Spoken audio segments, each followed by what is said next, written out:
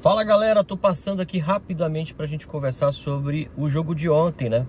Jogo de ida do Vasco pela Copa do Brasil diante do Fortaleza, um jogo que já seria dificílimo e que ganhou um grau a mais de dificuldade por conta de todo o cenário que envolveu o Vasco antes da partida, né?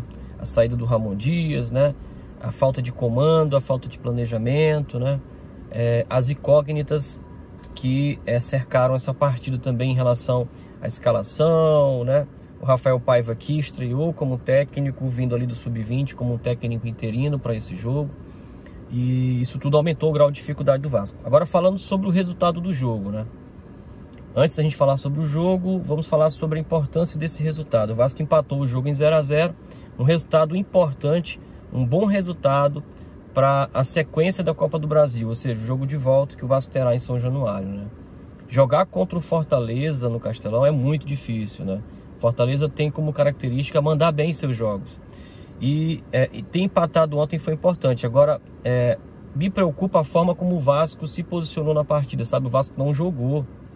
O jogo foi inteiro do Fortaleza e em alguns momentos, se não fosse a boa atuação do Léo Jardim, o Vasco teria perdido o primeiro jogo e viria pressionado, né, mais ainda para a segunda partida, né, diante do Fortaleza.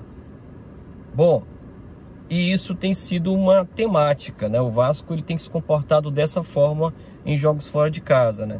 É pressionado demais, o Léo Jardim acaba se destacando e assim, quando toma o primeiro gol e fica com o placar adverso, é que se posiciona para tentar buscar um gol, para tentar buscar um empate, né? E tentar realmente participar do jogo, né? Essa postura me incomoda, né? E eu vejo alguns torcedores do Vasco, sabe, agradecendo, aliviados, sabe, como se tivesse vencido a partida mesmo com um empate. Entendo, mas eu acho que isso não pode ser um posicionamento de um torcedor do Vasco que realmente conhece o Vasco, né? A história do Vasco é vitoriosa, né? A história do Vasco é de realmente viradas, é de realmente o Vasco buscar o resultado e não só participar da partida, né? E o técnico que chegar, e aí eu acho que é um ponto importante, tem que ser definido rapidamente o nome do técnico que vai chegar. Tem que ser um técnico com perfil vitorioso, tem que ser um técnico com perfil de comando, tem que ser um técnico que tenha ambição, né? E que com as peças aí que aí estão na temporada, faça o Vasco jogar, né? Até porque a janela de transferência só abre na segunda parte do ano, na segunda metade do ano, né? Então, já chega com um desafio absurdo. Primeiro, trabalhar a mente desses jogadores para buscar realmente um posicionamento dentro de campo a fim do resultado.